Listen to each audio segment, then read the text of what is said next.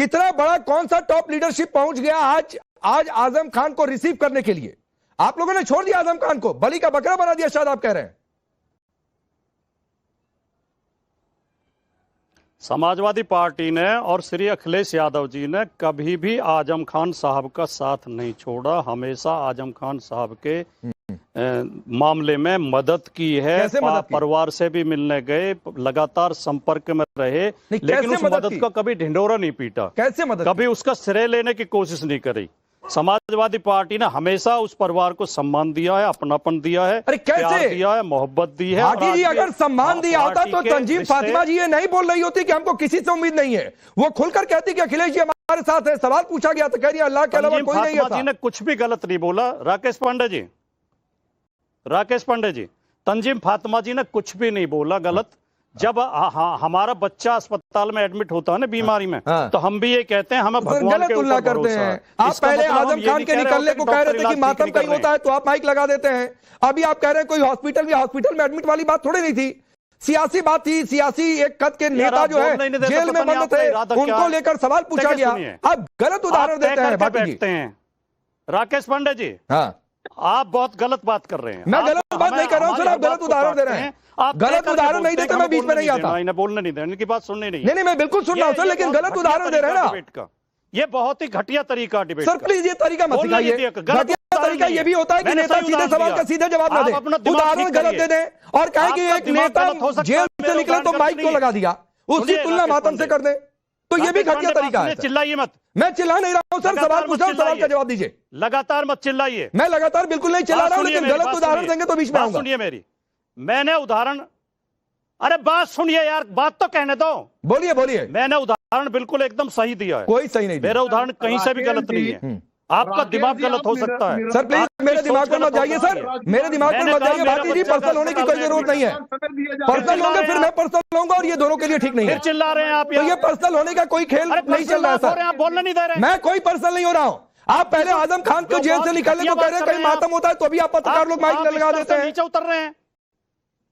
ये राजकुमार भाटी लगातार जा रहे हो, गैर जरूरी और निरर्थक बातें कर रहे हैं और आप भी समझ नहीं रहे हैं। सबसे दुर्भाग्य की बात यह है इनको। चलिए 30 सेकंड भाटी जी मैं आपको देता हूं, कोई बीच में नहीं आएगा। 30 सेकंड फिर संदीप त्रिपाठी आ रहा हूं। 30 सेकंड बोलिए अनइंटरप्टेड, बोलिए कोई बीच में। मेरी बात पूरी होने दो, बोलिए। मैं 20 ही सेकंड बोलूंगा केवल। माननीय राकेश पांडे जी, मैंने एकदम सही उदाहरण दिया। अगर किसी के ऊपर कोई आफत होती है, मैंने उदाहरण दिया, बच्चा बीमार होता है जैसे, तो हर आदमी कहता है कि मुझे भगवान के ऊपर भरोसा है। इसमें आपको क्या आपत्ति है? मेरी समझ से बाहर है। आपको हर बात काटनी है, हमारी हर बात गलत बतानी है।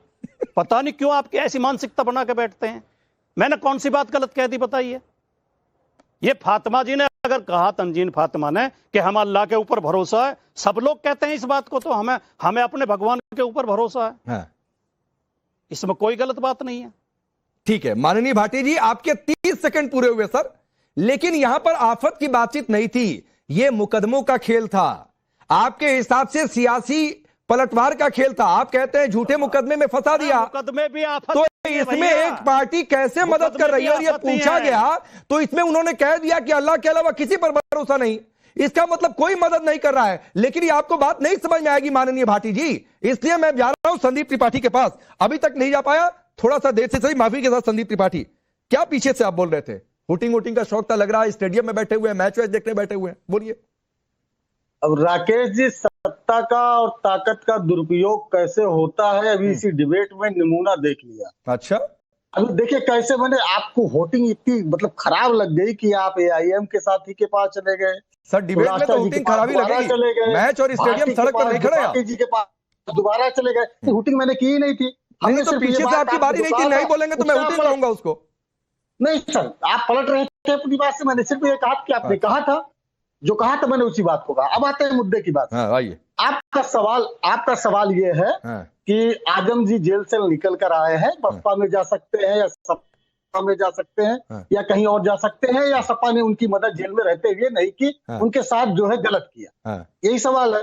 मैं सिर्फ 3 चीजें जानना चाहता हूँ। बोलिए। आजम जी के जेल में रहते हुए उनके लड़कों ने चुनाव लड़ा, उनकी पत्नी ने चुनाव लड़ा, कौन सी पार्टी से चुनाव लड़ा? अगर इतनी दिक्कत थी इतनी नाराजगी थी तो सपा से चुनाव नहीं लड़ते। उनके पास तो बहुत सारे ऑप्शन थे भाई। भारतीय जनता पार्टी के तो नेता है नहीं कि कहीं पूछे नहीं जाएंगे, कहीं कोई पूछेगा नहीं, आपको कोई पार्टी लेगी नहीं। वो तो जो जननायक है उनका सारी पार्टियों में जो है सब, भाजपा भी एकदम चरण वंदना के लिए तैयार रहेगी। तो वो अगर कहीं नहीं जाते तो उनकी आस्था समाजवादी विचारों में, मूल्यों में है, पहली चीज।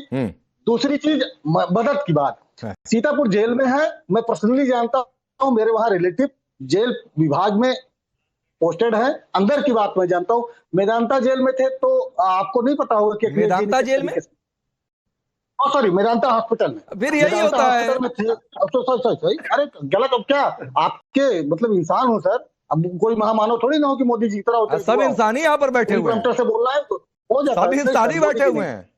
हाँ अब सर तो बात ये है सर कि मदद, भाटी जी ने कहा मनीष त्रिपाठी जी आपका नंबर नहीं लग पाएगा, शांत रहिए, सुनिए। तो दिक्कत सर ये है कि मदद की जाती है, उसका ढिढोरा नहीं पीटा जाता। अब एक बात और मैं कह देता हूँ, ठीक है, चाहे वो सपा में जाए या बसपा में जाए, चलिए नहीं उत्तर प्रदेश। अब दिक्कत यही है कि मनीष शुक्ला भाटी जी को भी शलमड़ी लग गए और संदीप त्रिपाठी आपको भी लग गए। अगर शलमड़ी से ही करना था तो मैं रिक्वेस्ट कर देता कि मनीष शुक्ला जी की जगह शलमड़ी को भेज दिया जाए, ठीक है, यही कर देता। लेकिन चलिए सर, वक्त इतना ही है। लेकिन सियासी हलकों में जो नहीं कहा जाता है या जिसके संकेत होते हैं उसके ज्यादा मायने होते हैं, सीधी बात होती है। For more of such videos, do like, share and subscribe to ET Now Swadesh.